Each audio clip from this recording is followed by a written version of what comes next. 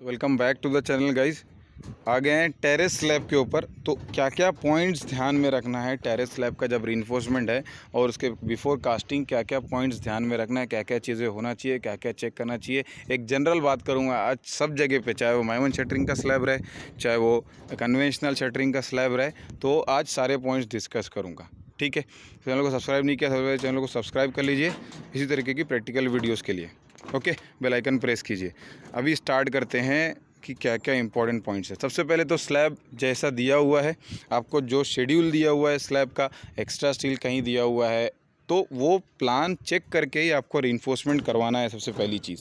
ठीक है, क्योंकि कभी कभी क्या रहता है, टिपिकल अलग रहता है, टेरेस स्लैब पे कुछ और अगर चेंज करके दे देता है, तो ऐसा नहीं कि टिपिकल जो चल रहा है, टिपिकल माइवन शटरिंग का स्लैब चल रहा था और वैसे ही टिपिकल रीइंफोर्समेंट हो गया। नहीं, वो आपको पहले चेक करना है कि टिपिकल दिया हुआ है कि नहीं दिया हुआ। अगर दूसरा ड्राइंग दिया हुआ है तो वो फॉलो करके आपको उसका रीइंफोर्समेंट करना है। ठीक है, ये हो गया। दूसरा सबसे बड़ा पॉइंट जो आता है वो आता है कॉलम टर्मिनेशन। कॉलम बेंड जो होता है, एनएस वॉल रहेगी, कॉलम रहे, उसको बेंड करना है। जैसे अभी यहाँ पे एग्जांपल मैं दिखा दूँ आपको, ये देखिए नीचे से आया हुआ है, ये एक बेंड करके स्लैब में गया, बेंड करके स्लैब में गया। तो यहाँ पे जो कंडीशन है वो 450 mm स्लैब में जाना चाहिए बेंड होने के बाद। कहीं कहीं एलडी दिया हुआ होता है, कहीं कहीं स्पेसिफाइड लेंथ रहती है, वो गिवन है। तो यहाँ पे स्पेसिफाइड लेंथ गिवन है कि स्लैब में 450 mm से कम, मिनिमम 450 mm स्लैब के अंदर कॉलम बेंड होके जाना चाहिए। तो यहाँ पे जो सारे columns, NS wall, each and everything bend करके आपको स्लैब में डालना है। ठीक है, अभी अगर इस कम डाया है तो ठीक है, कोई इशू नहीं है, आप उसको बेंड करके कर सकते हैं। बट अभी जैसे हायर डाया, जैसे 16 mm का स्टील यहाँ पे है, ठीक है, तो 16 mm का स्टील ये वाला तो बेंड हो जाएगा, स्लैब के अंदर आ जाएगा सामने वाला। बट जो बैक साइड वाला बार है वो आप बेंड नहीं कर सकते स्लैब के ऊपर, वो स्लैब से हाइट हो जाएगा। तो क्या करना है, उसका सोल्यूशन क्या है, आप वहाँ पे उसको फेस में कटिंग करके यू बार प्रोवाइड कर देना है वहाँ पे।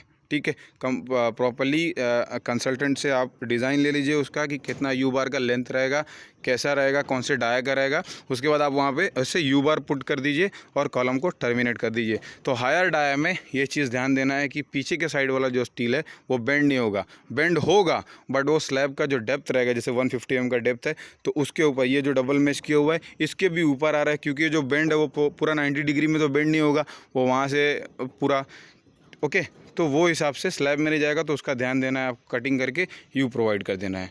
ठीक है, एक पॉइंट हो गया अपना कॉलम टर्मिनेशन। दूसरा पॉइंट हो गया आपका पैरापेट वॉल का डॉवेल्स। जहाँ भी ड्राइंग में आपको चेक करना है कि कहाँ कहाँ से पैरापेट वॉल घूम रहा है, तो वहाँ पे बिफोर कास्टिंग आपको पैरापेट वॉल का जो भी डाया दिया हुआ है उसका डॉवेल निकाल के छोड़ना है। ठीक है, पैरापेट वॉल का डॉवेल कंपलसरी आपको छोड़ना ही है, अदरवाइज़ आपको ड्रिल करना पड़ेगा या हिल्टी करना पड़ेगा, तो वो एक लंबा प्रोसीजर है। और मतलब ऐसा हो जाएगा कि इंजीनियर है साइड पे और देखा नहीं, तो खर्चा ज़बरदस्ती का बढ़ सकता है। तो वो चीज़ आपको ध्यान देना है कि पैरापेट वॉल का डॉवेल आपको डालना है। और ये जो कॉलम सारे बेंड नहीं हुए हैं, इसका रीज़न ये है कि ये सारे कॉलम्स कंटिन्यू ओवरहेड टैंक्स के लिए जाएंगे। जैसे वहाँ पे एक ओवरहेड टैंक्स आपको दिख रहा है, वो देखिए वहाँ पे ओवरहेड टैंक्स आपको दिख रहा है, तो ओवरहेड टैंक्स के लिए ये सारे कॉलम जो हैं ये सारे कंटिन्यू जाएंगे ओवरहेड टैंक्स के, और वहाँ पे जाके टर्मिनेट होंगे ओवरहेड टैंक्स के स्लैब के अंदर।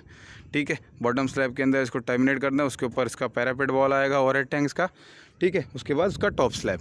ओवरहेड टैंक्स की वीडियो आपने नहीं देखा है तो वो आप देख लीजिए जाके, उसका ड्राइंग रीडिंग कैसा वो रहता है ओवरहेड टैंक्स। तो ये चीज़ ध्यान देना है कि ओवरहेड टैंक्स वाला जो कॉलम है वो टर्मिनेट नहीं कर देना है, क्योंकि वो कंटिन्यू जाने वाला है ओवरहेड टैंक्स के लिए। तो ये सारी पॉइंट्स हैं माइवन शटरिंग का, जो भी है एनएस वॉल है या बर्न वॉल है, ये सारा सब कुछ आपको उसको टर्मिनेट करके रखना है। जहाँ टर्मिनेशन है जो कंटिन्यू लेके जाना है वो कंटिन्यू लेके जाना है आपको कंपलसरी।